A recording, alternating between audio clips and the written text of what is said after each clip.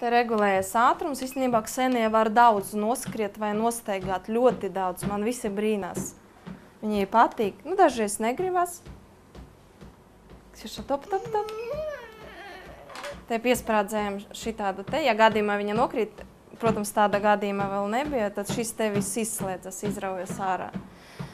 Kad mēs bijām sanatorijā, tad mums fizioterapeits pateica, ka jūs varat tādu iegādāties. Īstenībā viņai nav tādu kā rotaļu visapkārt. Mums ir rotaļa, tas pats rokturis uz mājām. Visu nav laika mācīties vai varbūt spēlēties ar tiem pašiem mīkstiem zakīšiem. Priekš viņas tas ir vienkārši kā spilvens, kā priekš mums.